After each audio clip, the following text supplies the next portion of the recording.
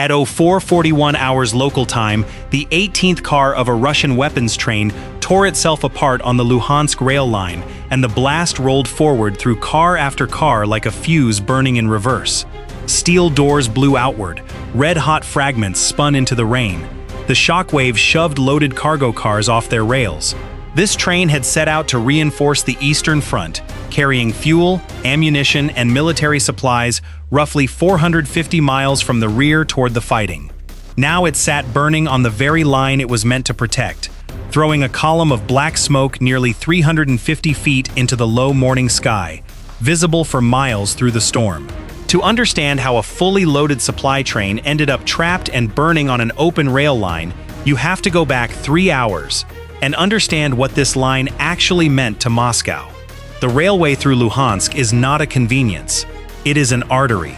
Trains moving along it carry fuel, artillery shells, armored vehicles, repair components, and reinforcements from the deep rear into Donetsk, where Russia was straining to hold pressure across the entire eastern battlefield. A single military train moves far more tonnage than any truck convoy, hundreds of tons in one run. Cut this line, and you do not slow one unit, you slow a front. And the bridge that carried it, along with the reinforcement train rolling behind it, sat inside occupied territory that Moscow had come to treat as safe ground. That assumption was the target. At 04:20 hours, 44 Ukrainian UJ-26 Beaver drones lifted off together from a concealed launch site and turned straight toward the Luhansk rail bridge. Ukraine had spent 2 months building this operation, in near total secrecy. Every flight path was calculated to ride low terrain and slip through radar gaps that Ukrainian reconnaissance had mapped in advance. The Beavers held at just 250 feet, low enough that the curve of the Earth itself would hide them. And here was the contrast that would decide the morning. After a string of Ukrainian strikes on convoys and routes feeding Crimea, Russia had quietly stiffened these logistics points, folding in Panzer S-1, Tor M2, and S-350 systems, confident the rear was now sealed. The Russian crews believed they were guarding a safe corridor. The Ukrainian operators believed something else. They were not rushing. They were waiting for a train to commit to a line it could not back out of. But the first threat the swarm had to beat was not a missile at all. It was a single pair of eyes watching from far back in the defensive network, the Nebo-M surveillance radar. And if Ukraine could blind it for even a few minutes, this would stop being an ordinary raid. The Nebo-M is Russia's long-range sentry, a multi-band surveillance radar built to see what smaller sets miss. Its VHF channel can pick up low-flying UAVs and low-signature targets from well beyond the range of ordinary fire control radars. On paper, that makes it the perfect early warning eye for a swarm coming in low. But the Nebo-M has a quiet flaw. Seeing is not the same as aiming. Its VHF returns are early, but they are coarse. Accurate enough to shout, "Something is out there," not precise enough to build a firing solution on its own. To turn a warning into a kill, it has to hand its data to sharper fire control radars deeper in the network. Think of a lighthouse keeper who spots a shape far out in the fog. He knows a ship is coming. He cannot read its name, its heading, or how fast it is closing. Not until it drifts much nearer. The Nebo-M was that keeper. And the gap between "I see something" and "I can shoot it" was exactly the seam Ukraine had come to cut. By 04:24 hours, the lead Beavers dropped lower still, hugging the approach corridor scouted weeks earlier. That handoff, from the far-seeing Nebo-M to the sharp-eyed fire control radars, needs seconds. In those seconds, a Beaver at 100 miles per hour eats ground the radar operator cannot yet act on. Behind the early warning layer waited the real teeth, the S-350 Vityaz, folded in around these logistics points to seal the medium and low altitude gaps. Its 50 N6A radar handles everything: detection, tracking, target assignment, and guidance for its 9 M96 interceptors. Against drones and low-flying threats, it is genuinely dangerous. But the Beavers refused to fight it the way it wanted. Held at 250 feet, they turned the radar horizon into a weapon of their own. The 50N6A can track more precisely than the Nebo-M, yet against tiny UAVs skimming the ground, its true detection range collapsed under terrain, buildings, tree lines, and ground clutter. By the time the swarm entered the defended zone, the range had fallen under 2 miles, a brutal window for a system built to engage farther out. And if the S-350 was already being squeezed, the short-range Pantsir S-1 guarding the outer ring had even less room to save the situation. But the defensive network still had one layer left to show, and the weather was about to hand Ukraine something no one had planned for. By 0430 hours, the first bridge strike was already behind them, and the next wave pushed into something no planner had scripted. A thick, early fog had settled over Luhansk, crushing visibility to a short, pale distance. Then the fog did something strange. It started working for Ukraine. The Russian crews were awake now. Pantsir S-1 systems were live, operators locked onto their screens, ready for the next wave. But the first signal that appeared refused to behave. It was one target, and yet it flickered, sharp then faint, sliding right, drifting left. One instant it read 400 feet. The next it jumped to 2,000. In reality, it was a single Beaver, low in the murk. The humidity and the clutter simply shredded the radar's ability to pin it down. For a Pantsir crew, that meant every second of reaction time now cost double. Then a sudden rainstorm swept the zone. Sheets of rain cut across the defensive background, and the small, low-flying returns began drowning in ground echo. Rails, bridge pylons, structures, all bleeding into the picture. The Beavers, built to hold a stable line in bad weather, simply kept their rhythm through the downpour. The Russian crews needed an extra 2 seconds to confirm, lock, and fire. One Pantsir finally caught a target and opened up. 57 E-6 missiles left the tubes one after another, accelerating past Mach 3.8, tearing streaks of fire through the rain. Proximity fuses triggered. 8 Beavers dropped on the approach. When the range closed too tight for missiles, the Pantsir switched to guns, twin 2A38M 30mm cannons swinging over, pouring a red curtain of fire that knocked down 4 more. But 6 had already broken through, straight into the bridge.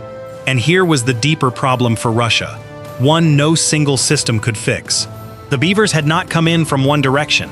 They split into 5 small groups, each on its own axis, its own altitude, its own tempo. This was built to overload the defense. When many small targets arrive at once on multiple axes, radars and command posts are forced to keep reshuffling priority, swinging tracking direction, dividing fire. The first group ran the rail line and pulled radars onto the direct axis. The second slid to the flank, dragging Pantsir fire off-center. The third hung back, jamming the classification process with more contacts. The last 2 circled the terrain, waiting for the net to stretch thin. The S-350 can track targets across a 150-mile radius. The Pantsir can juggle missiles and guns at any range. On paper, overwhelming. But paper does not fly through rain in 5 directions at once. The whole network was forced into constant recalculation. Priority, heading, firing solution, over and over. So Russia reached for its trump card. The order went out to activate Pole 21, the electronic warfare system built to jam satellite navigation across the corridor. The effect was immediate. The lead group lost GPS and drifted diagonally off the rail line, their track wandering on the Russian screens. For a moment, it looked like the swarm had finally been broken, but that train was still rolling forward, and the Beavers had never depended on GPS the way Russia hoped. The instant GPS died, the Beavers switched to autonomous mode, inertial navigation, structure recognition, rail following. They stopped listening for outside signals and started reading the world itself, the shape of the tracks, the power poles, the small stations, the curve of the line, the direction the train was moving. They corrected their own paths off the geometry of the railway. But a moving train is a hard kill. Every second of delay in the dive could put a Beaver into empty space behind a car, or detonate it beside the ballast with nothing to show. So Ukraine changed the math.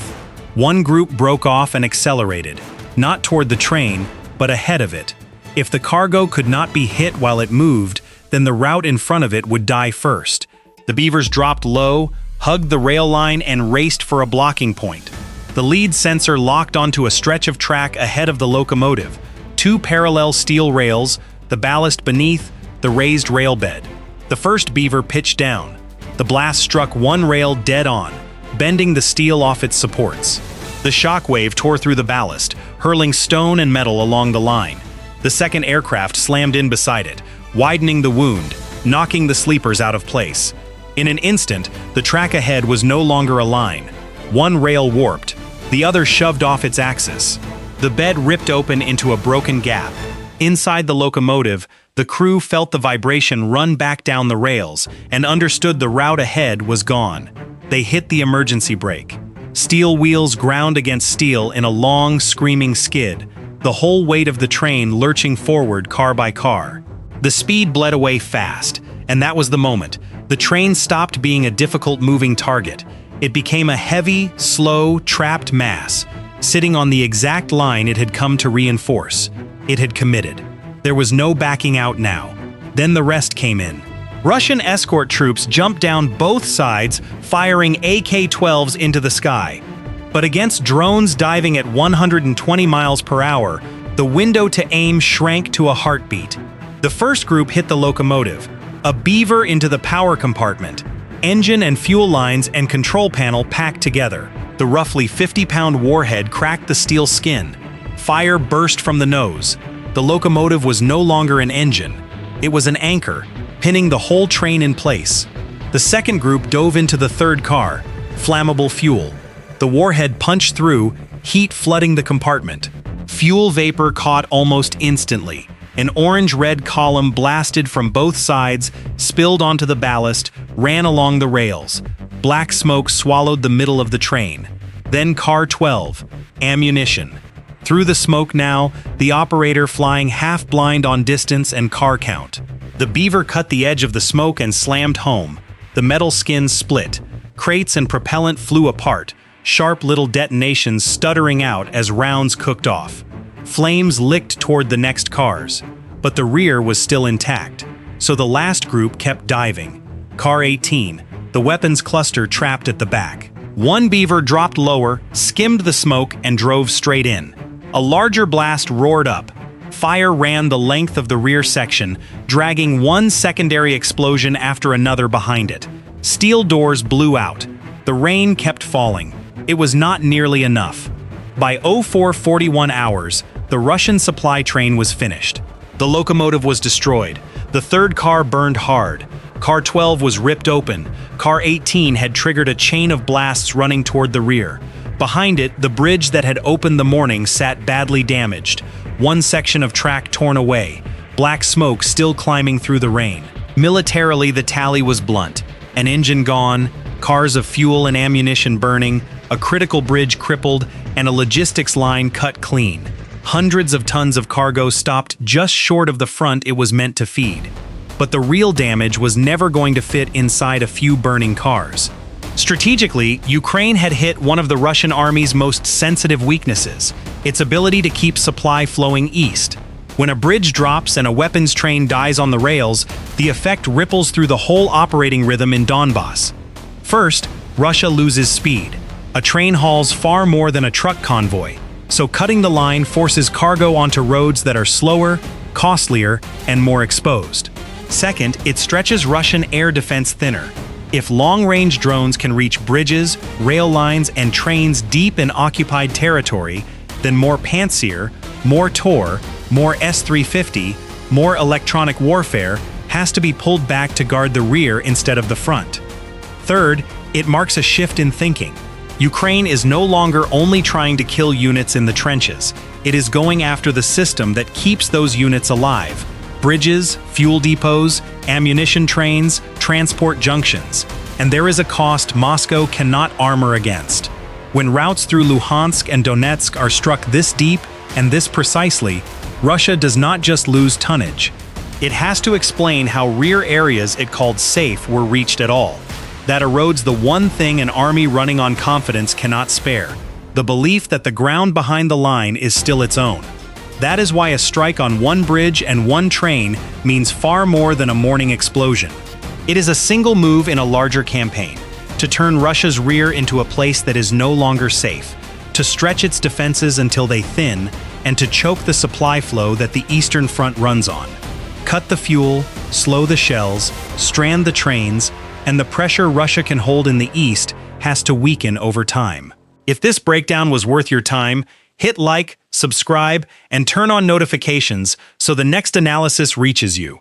And tell me below, which Russian supply line should Ukraine cut next to force the pressure off the Eastern Front the fastest?